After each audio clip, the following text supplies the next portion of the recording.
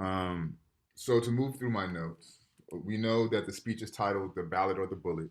So think about the significance of the title of the speech as it pertains to his argument and it pertains to his method of developing his thesis. Um, so some themes that I noticed throughout the speech. We know that there's a speech giving in 1964. A theme that he's serious about is political accountability, right? So how do we make sure that the platform that these politicians are running on to garner our votes, the promises that they make, are being cashed in once they're in office, right? That's just this notion of political accountability. Um, the idea that the Republicans and the Democrats are two sides to the same coin, right? So in our American political system, we have a two-party system, Republican, Democrat. What Malcolm is arguing, although they appear to be opposing parties or opposing sides, they both work in congruence with one another, right? And they work in congruence to continue to keep Black individuals subjugated. So if you think about how we talked about Baldwin, and we said Baldwin has two pillars that maintain white inferiority for him. So I'm going to articulate one of the two pillars that was a guiding star for Malcolm X. One of those being truth, right? And you hear him say in the speech, "I'm going to give you the truth whether you like it or not." And for those who are familiar with Malcolm's history, those who are familiar with Malcolm's autobiography, for every pivot, for every rupture, for every significant change in his life, he was presented with new truth, and that new truth guided his change, right? So from being a street hustler to being a street hustler and a pimp, right? To going to be placed in prison and presented with the truth of the Nation of Islam, which made him put down his hustling life as Detroit Red and convert into Malcolm X, right? From hearing the truth about the Nation of Islam and the actions of Elijah Muhammad, which made him leave the Nation of Islam, right? Made him travel to Mecca to do his Hajj and makes him see Islam in a different light, which makes him change and pivot to Hajj el Malik el Shabazz, right? So again, when he's presented with new truths, he responds accordingly to those truths. So that's one of the pillars that guides Malcolm X. Um, he has a collective notion of freedom, not an individual notion of freedom. So it's not about Malcolm X being okay. It's not about blacks in the United States being okay. He's looking at all African people globally, making sure that they are receiving liberty, freedom, and justice, right? Um, there's an apocalyptic prophecy in the text. I don't know if you guys picked up on that. What do you think I mean when I say an apocalyptic prophecy? So, what's an apocalypse?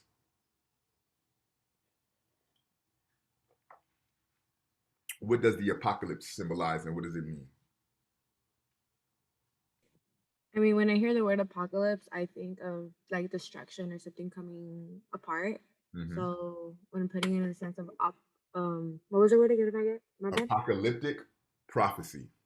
Um, something and the prophecy is like obviously something that's been said, something that happened in the future. It's gonna something that we will eventually see. So something we're gonna see the fall of something, or we're Hmm. gonna see the fall of what we've created, or what's what we're living at the moment. Yeah, absolutely. Thank you, Zaria. So she says an apocalyptic is something that symbolizes destruction, right? It's also to be understood as like the end of the world, right? A revelation of knowledge. Yeah, that's another great way to put it. Thank you, Angelica. So what Malcolm is saying, right? And we hear this in the title, "The Ballot or the Bullet," right? So either America atones for the way that they're treating African people and the subjugation that they're placing on African people. If they don't atone, then they will see the bullet, right? So you allow us to express our grievances through the ballot, through which you deem an acceptable means of expressing our grievances. And if you do not give us that means, then we'll have to take the means another way, which typically will be that bullet, right? And if you know history, the speech was given in 64. In 1965, they call it the Red Hot Summer of 1965, where every major urban city in America had a rebellion and where the cities burned down, right? And you see in the video that we watched, Watts burnt in 65, Detroit also burned in 65, New York had rebellions, Philadelphia had rebellions. Again, every major city Urban areas had rebellions where the cities burned, right? And this is a part of the apocalyptic prophecy that Malcolm is speaking towards. Um, Another thing that you hear in his speech is the distinction between having to put aside your religious affiliations to make sure that you place your culture first, right? You place your blackness first. So he says, I'm a Muslim, right? And he lists off all these preachers of the Christian faith that are doing work for the advancement of African people, right? And then Malcolm says, you know, if I come to you as a Muslim and you're a Christian, that Islam and Christianity is going to cause us not to get along, right? That's your personal relationship with God. So keep that in the closet. Keep that at home. We're here to organize about the plight of blackness, right? So he's saying to place your blackness first in your political understanding. So he comes up with the Organization of Afro-American Unity, right? And that's the organization that he develops to address the human rights violations of African people. He also has Muslim Mosque Incorporated. That's his organization that he put together for those who want to practice the Muslim faith, right? So he says it should be separate. So I'm going to set up two separate organizations to be able to address both needs, right? Um, Also, you hear in Malcolm his international analysis, right? As I mentioned, he's not concerned with just black folks in the United States freedom. He's looking at the global picture, right? And he says, you know, rice farmers in Vietnam are overthrowing the United States, right? The Algerians are overthrowing the French, right? The Cubans are overthrowing the whole Western world, the United States government, and all of the West, right? So he's saying that there's a revolution happening globally where the world's oppressed, the world's people of color, or what I would call people of culture, are beginning to overthrow their imperial powers, right? So you see his political astuteness from a global perspective come to fore in this speech. Um, then he also lets you know very explicitly, right? The government has failed you. And he says it straight up. You can't deny that. Anytime that you're walking around in 1964 saying that we shall overcome, the government has failed you, right? He says all of these filibusters, all of this, what he calls dilly-daddling, that's the government, signifying the government failure, right? Um, and he also talks about this notion of human rights issues, right? And I want to really situate you guys with an understanding between the difference of civil rights violations and human rights violations, right? Civil rights. I can't go to restaurants where I want to go to eat. I can't go to schools where I want to go to school, right? I can't live in a certain area where I want to live. I can't bank at certain banks where I want to bank. These are civil rights issues. You understand? Juxtaposed to human rights, where my very ability to live, to breathe, to exist, to be is threatened. That's a human rights issue.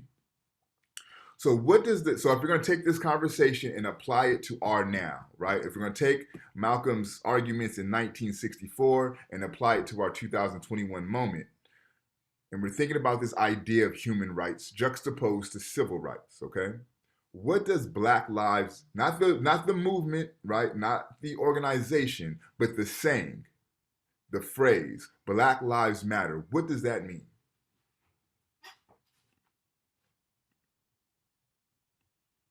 What does it mean when we're saying Black Lives Matter? Why is that significant?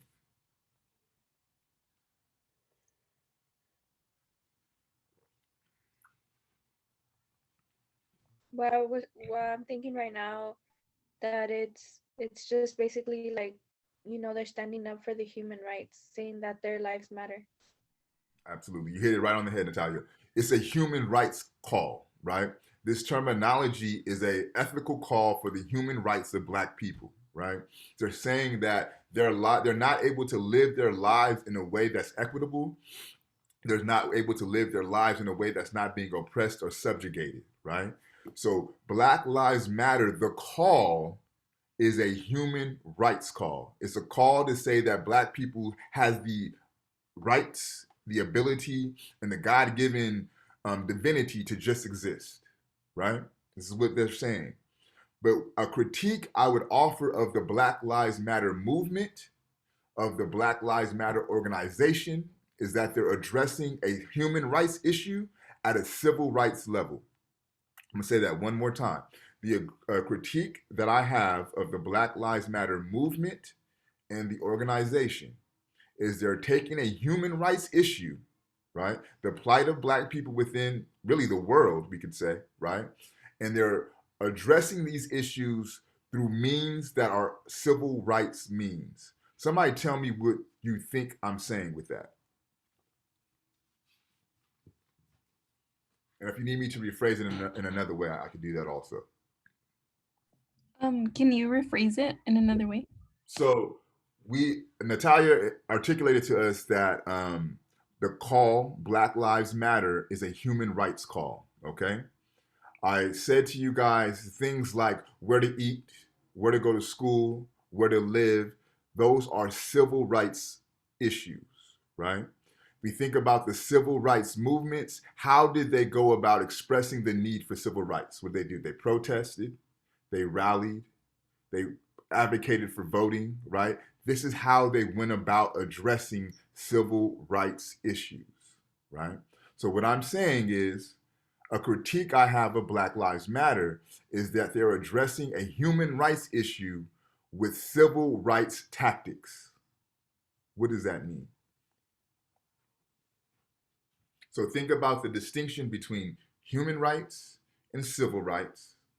Think about how you would go, how Malcolm says to go about gaining human rights, juxtaposed to what the civil rights movement was about, juxtaposed to the way that Black Lives Matter are going about their activism in their organization.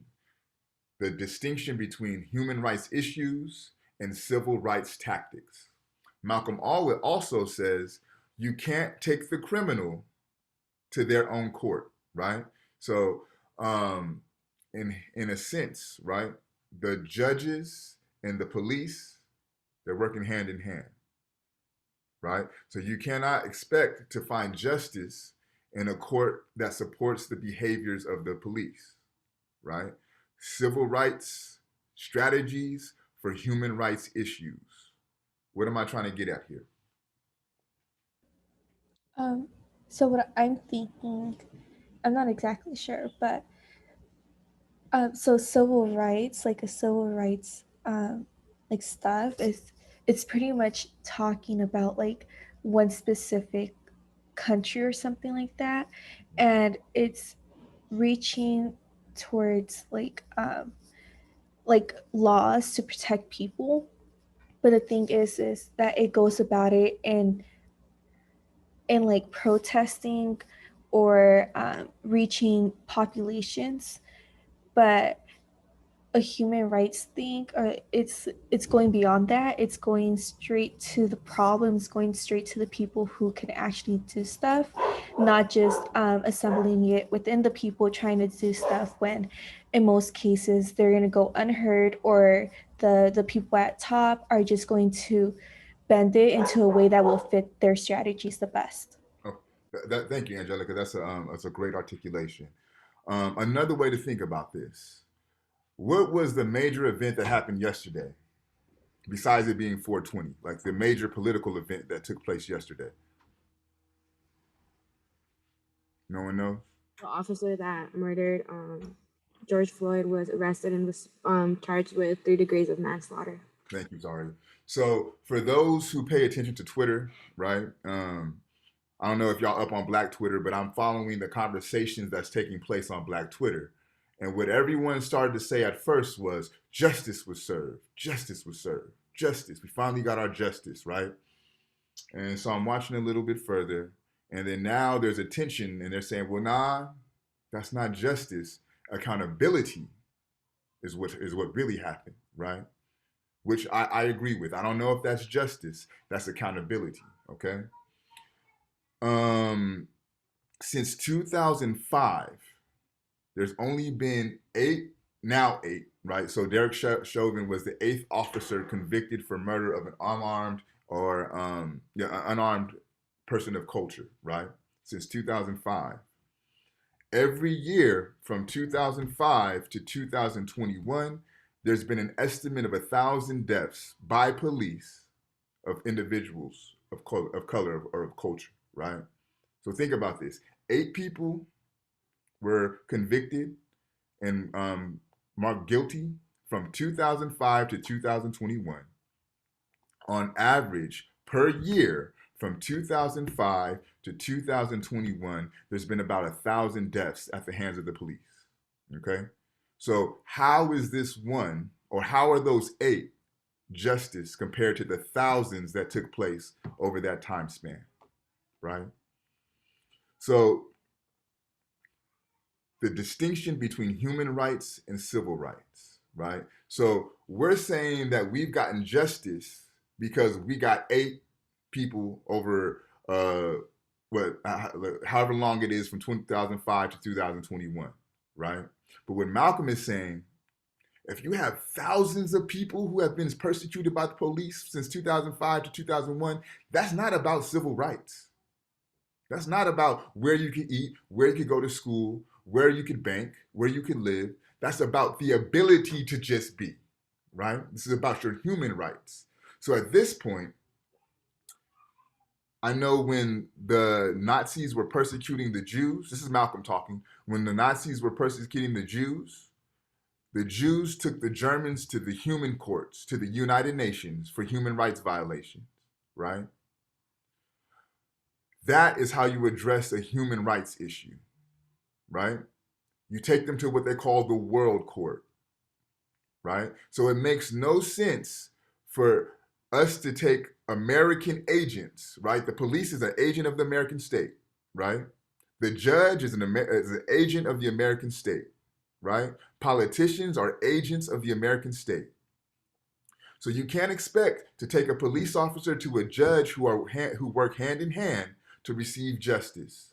And because we keep doing the same thing over and over is why there's only been 8 officers convicted, right? Think about how egregious the George Floyd incident was. We literally watched a man stand on a man's neck with his knee for 8 minutes and 45 seconds, okay? And it takes all of this to get a just response.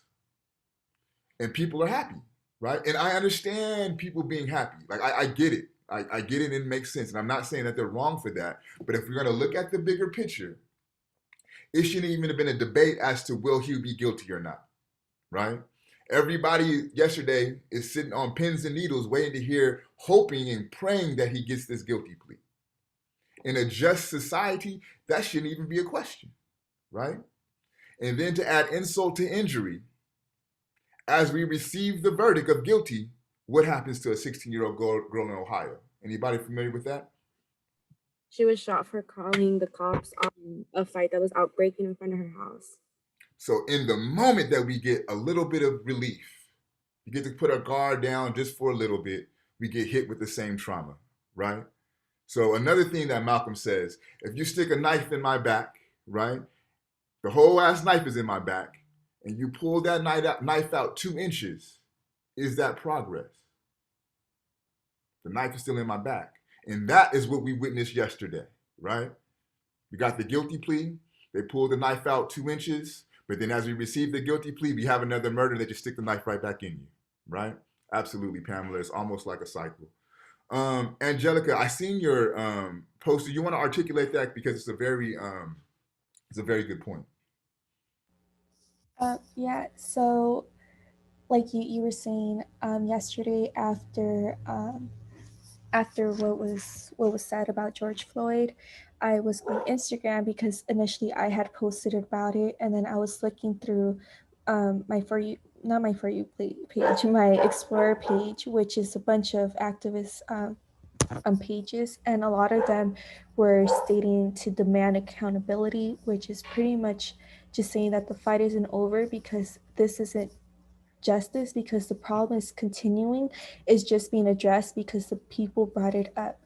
Yeah. And I was thinking about all the people who were murdered and weren't recognized, because there's so many people who are getting murdered on the daily and within the hour, and their names aren't being brought up because they're just being drowned with everything else going on. Yeah. And it just really goes to show that we need to start like wanting to reform the system so it holds everyone accountable, and it's not just, oh, someone got a recording of it and now it's everywhere, you know.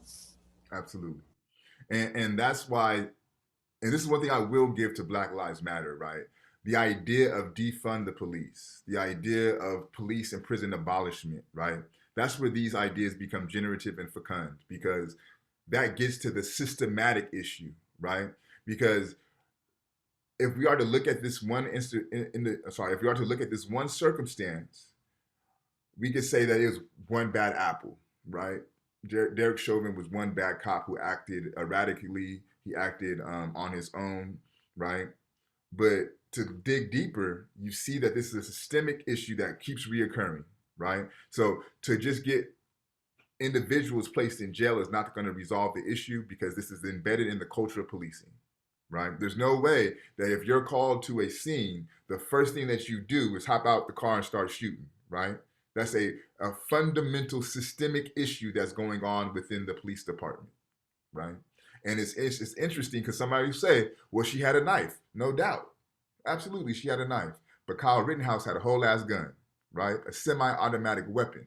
So if y'all don't know, Kyle Rittenhouse is the white boy who drove from Chicago or Illinois to, I want to say St. Louis, shot somebody, right? Killed some people with a semi-automatic weapon, walked past the police, received water from the police, and was allowed to go free, right? And it wasn't until after the fact that they said, well, he killed somebody, that they had to go get a warrant for him, drive down to Illinois and arrest him, right?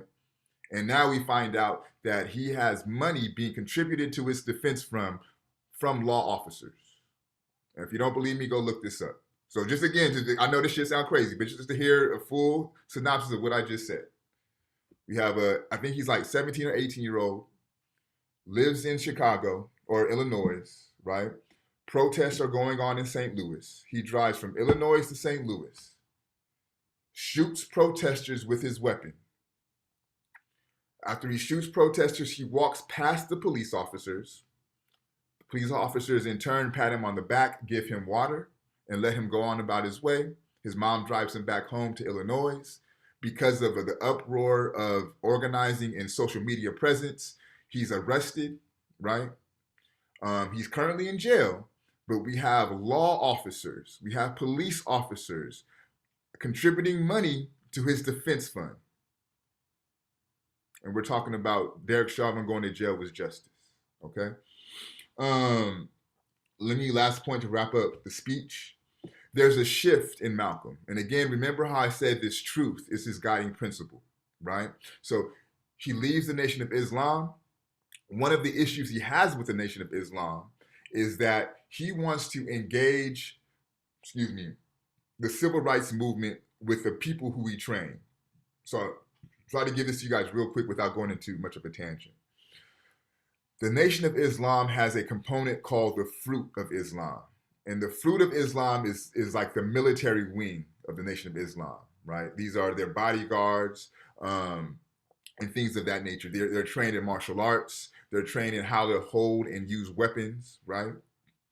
And a lot of them were trained by Malcolm himself, right? So one of the issues he had with the figureheads or the leaders of the Nation of Islam is, while Black folks are getting killed in the streets, and we have civil rights organizations protesting, rallying, organizing, we have these trained men who are trained to fight, trained to shoot. Why don't we go in these sections where Black folks are getting bombed, where Black folks are getting killed, where Black folks are getting beat, and use these trained individuals to kind of set the tone even, right? And the Nation of Islam refused, right? Another issue that Malcolm had was he was against the strategy of integration. Somebody tell me what integration is. There's segregation and there's integration. What is integration?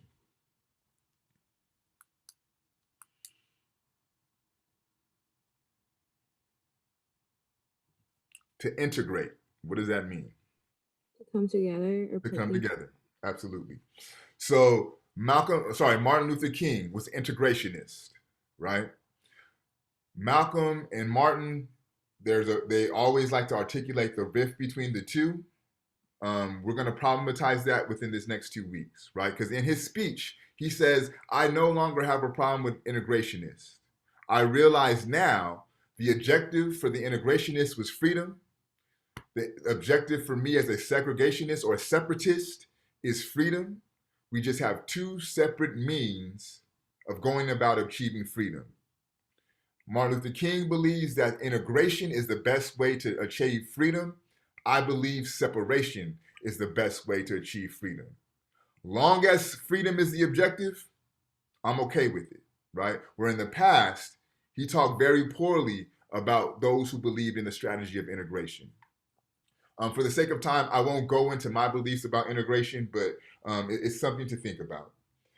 Final point, you begin to see the Pan-Africanism in Malcolm X come to the fore in this speech. He says that the United States government will tell you that Africans on the continent of Africa want nothing to do with Africans within the United States, right?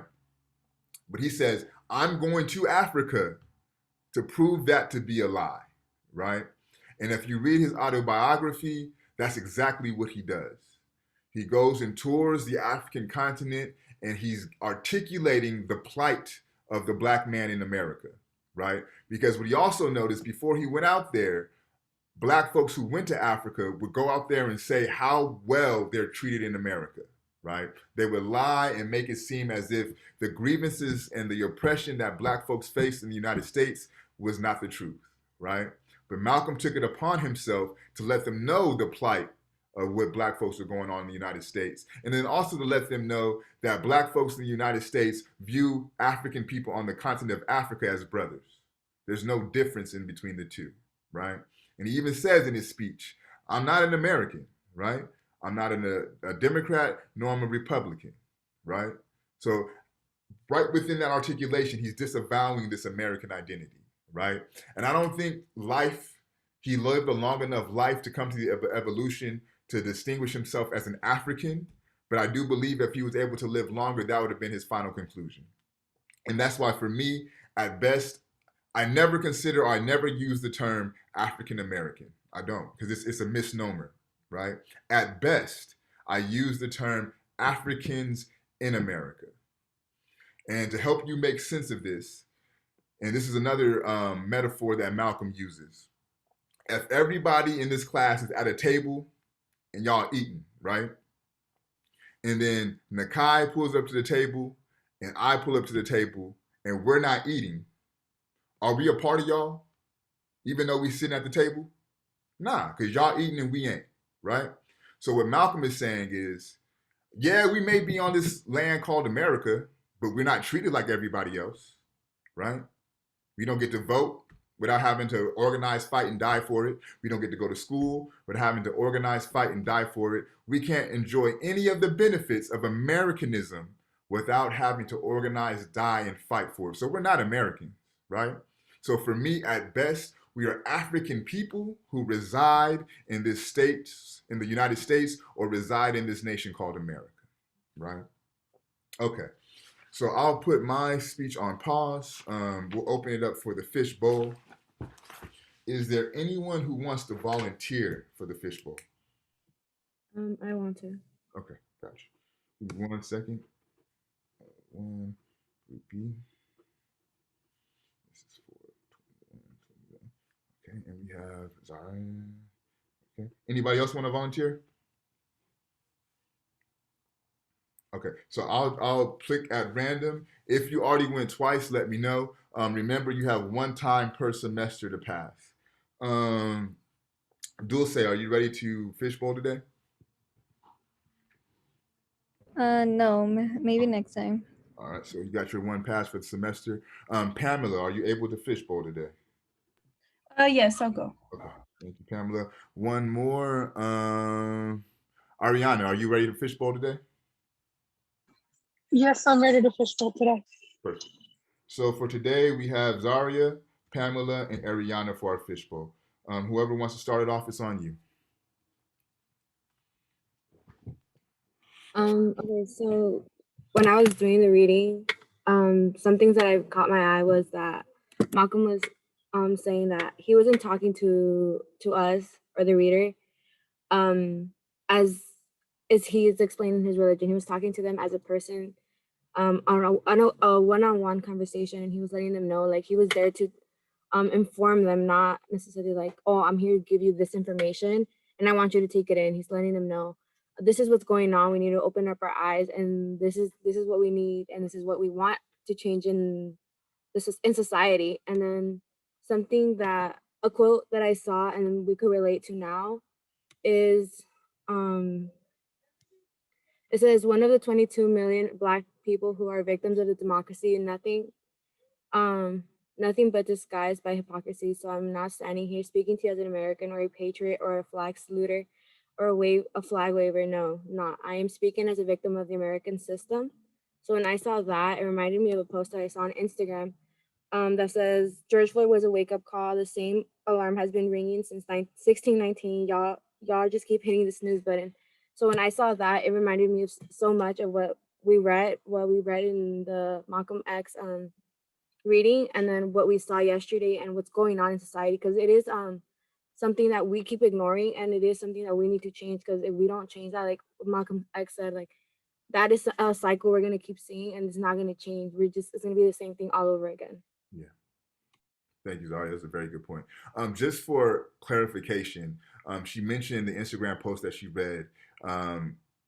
Is nothing's changed. You guys just keep hitting the snooze button since 1619. What's the significance of 1619? Why is that year important?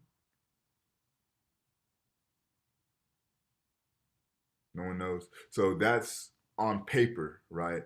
The year that the first enslaved African was brought to the United States, right? So there. So what that post is saying, since the point of African people being kidnapped and brought to the Americas, right? This has been going on since then, right? So that's the significance of the year 1619. And again, I put great emphasis on paper because we can't assume that that is the first time that they brought an enslaved African here. That's just on record of when it happened, right? 1619. Thank you, Saria. Who would like to go next?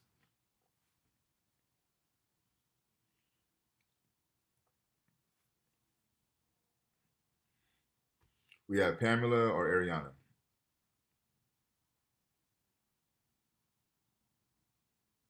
Okay, I'll go next. Something that I found interesting from the speech, like hearing it and also reading it, was how they're both the same speech. Hearing it was very different from reading it, just because like when I was reading it, sorry, the firefighters are passing by.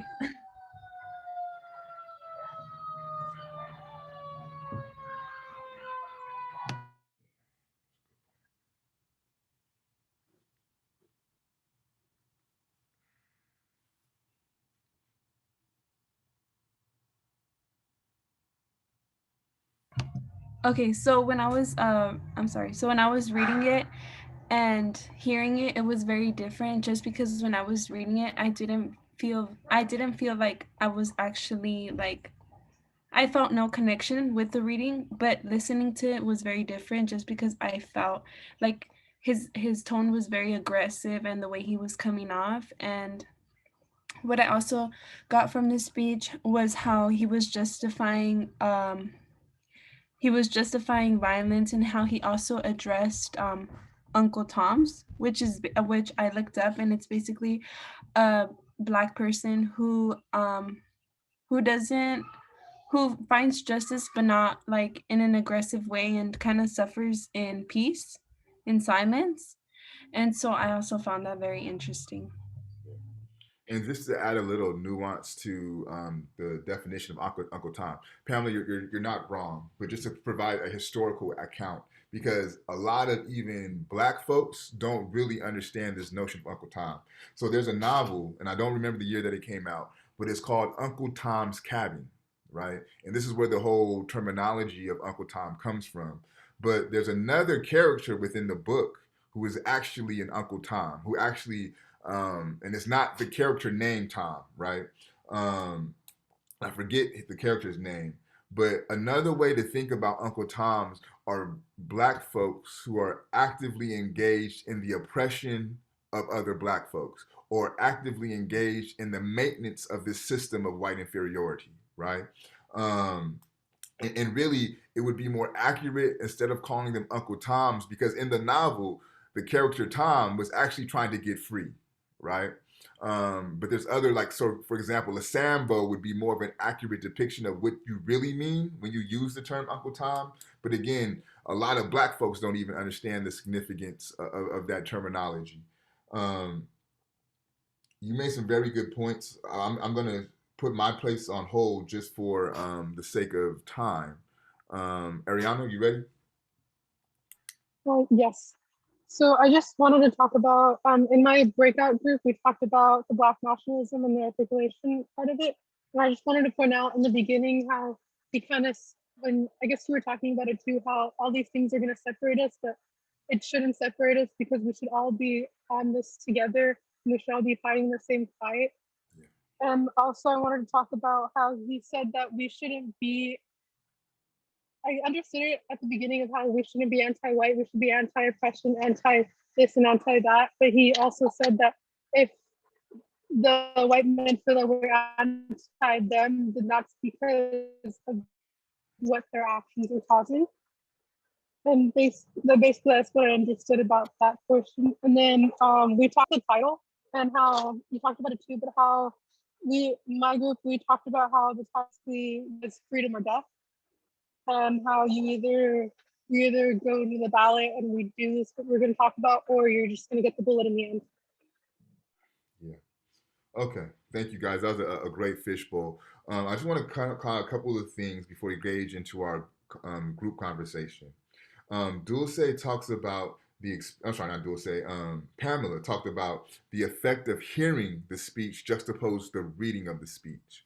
And I'm curious to know for the group, what role did the audience play in helping you feel or effectively respond to the speech juxtaposed to reading the speech? And anybody can answer that if you have thoughts on that. So what did the audience do for you?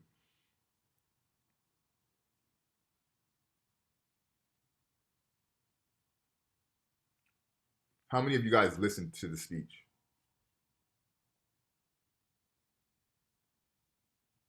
I was able to listen to it, not completely, but I did hear a portion of it.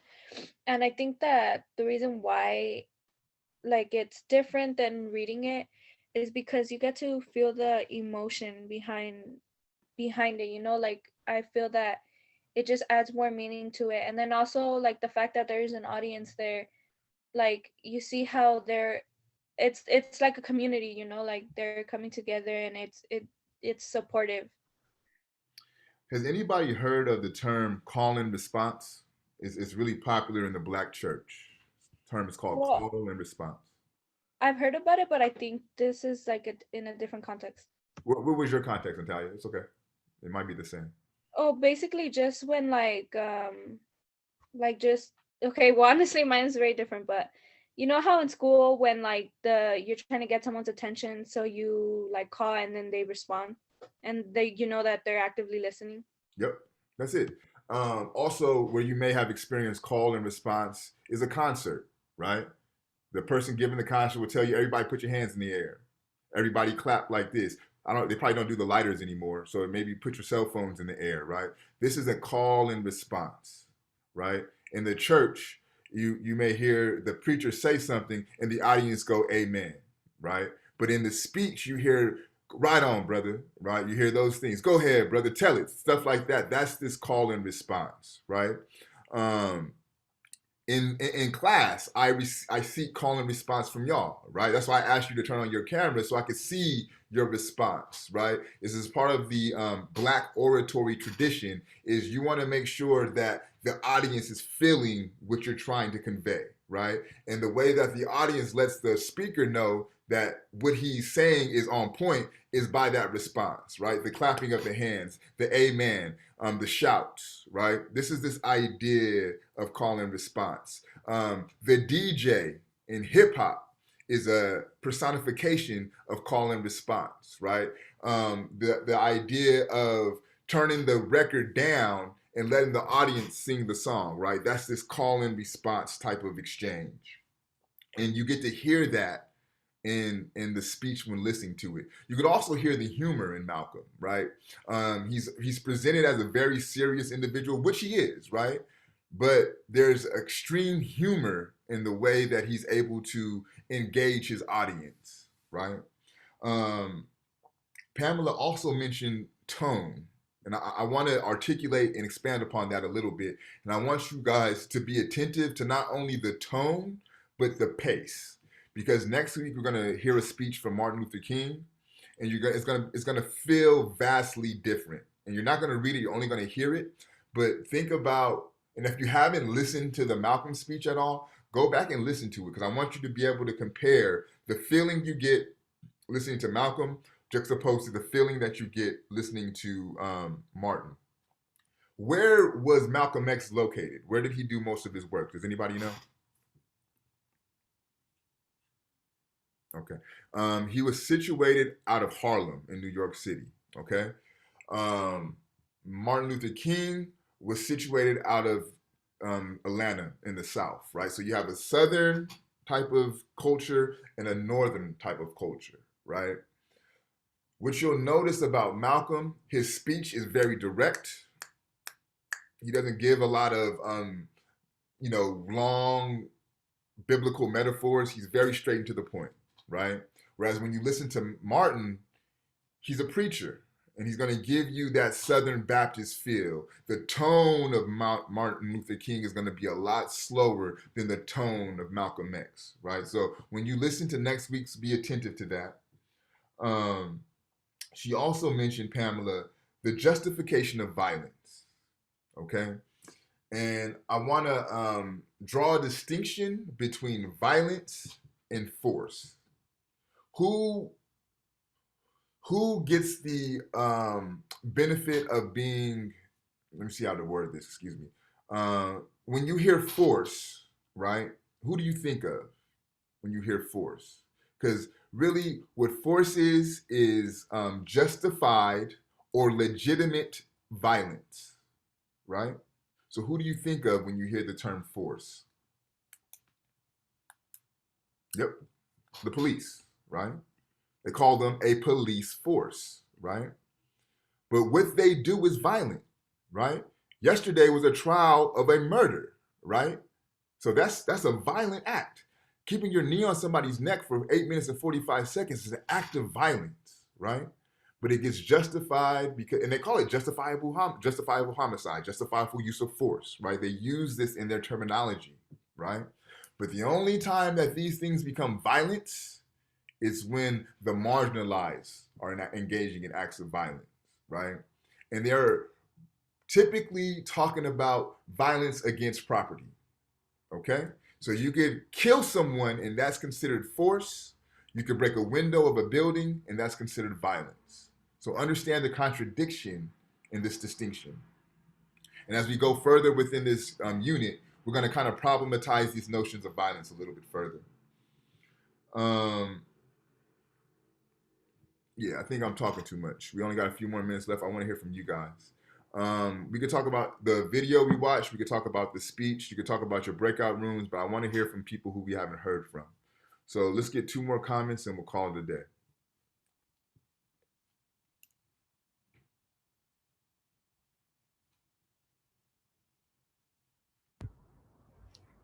Personally, what I liked about the reading was how honest he was, and how I feel like Malcolm, he put a lot of time into the writing, because he kind of made it seem like he didn't want like people or the readers or listeners to think he's biased just because of the color of his skin. Doesn't mean he's trying to favor it. He's just trying to fight for like the human rights. Like, what's the right thing? Like, all humans should be treated equally, not like the race shouldn't matter. So I really like how he was honest about that, and how he's honest about like not being like, I'm not religious, I'm not this and so and stuff. You know, Ishayu, that's an interesting point that you bring up, and it's very profound, because on top of that, another thing that Malcolm is doing, he's trying to kind of separate himself from the old Malcolm, right? From the Malcolm within the Nation of Islam. And that's why he's very over articulating, it's not about religion, it's not about color, it's about justice. Because once he was attached to the Nation of Islam, a lot of what he was saying was discredited by his religious beliefs, or because he would refer to white folks as devils, right? And he would make sweeping indictments about all white people, right? So a lot of the truth in what he was saying was undervalued because he would do those two things. So now he's trying to reestablish himself as someone who's different. So he's really overemphasizing those two elements which you picked up on. That's a very good point. One more person who we haven't heard from today.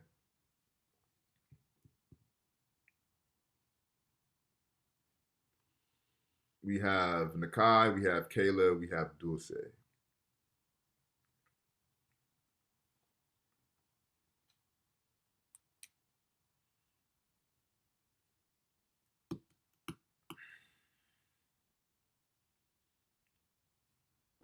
I'll share.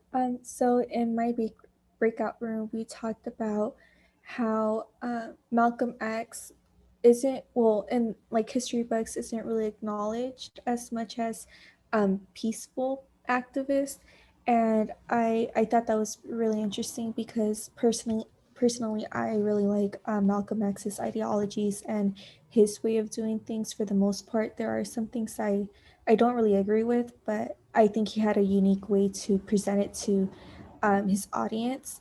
And we also noticed how a lot of social activist groups are actually pulling some ideas of his and incorporating it into present day stuff and present day knowledge that we are now using. So I thought that was really cool and interesting. Yeah.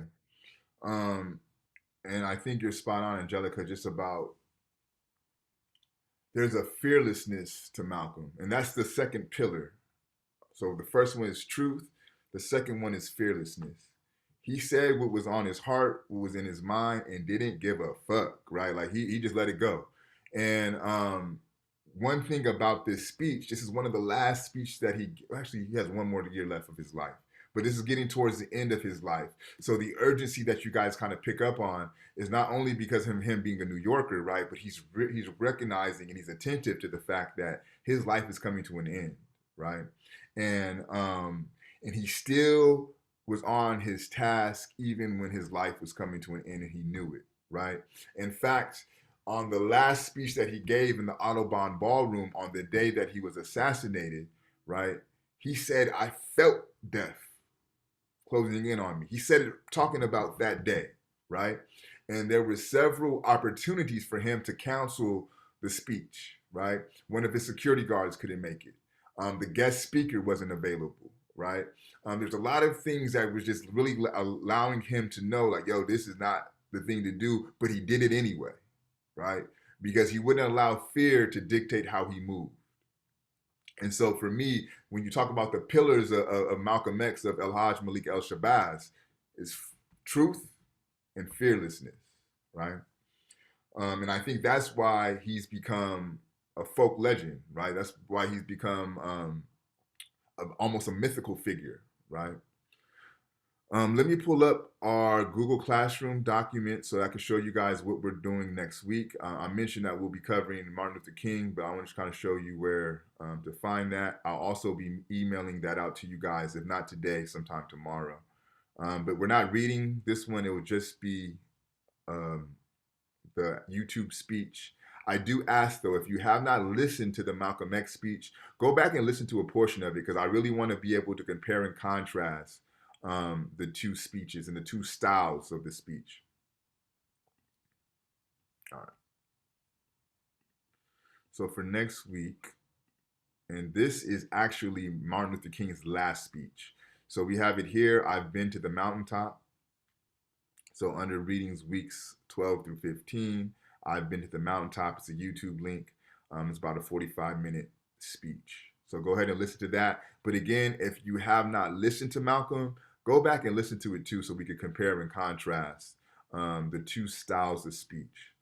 So that will be for next week. Again, I'll email out the link to you guys, if not today, sometime tomorrow for sure.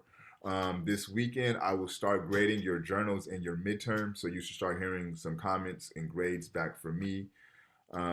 Be patient with me because I got a lot of work myself to do as a student, and then I got a lot of grading because I have 80 midterms and 80 journals to grade. So be patient. I'll start working on those this weekend. Is there any other questions, comments, or concerns you guys have for me? Mister, I just have a question on the journals. Yeah. Like, how do you grade them? I just want to make sure that you have them in there, and if you have them, you got full points. Also, when I say have them, you have the method and the thesis, you have how you made sense of it, you have the contemporary analysis, and you have whatever questions you may have. So if you have all 4 components, you will get full credit for the journal. Thank you. Okay. Any other questions? All right. You guys have a good week. Be safe, be healthy, and I will see you next Wednesday. Peace. Thank you. See you next Wednesday. You're welcome. You guys will.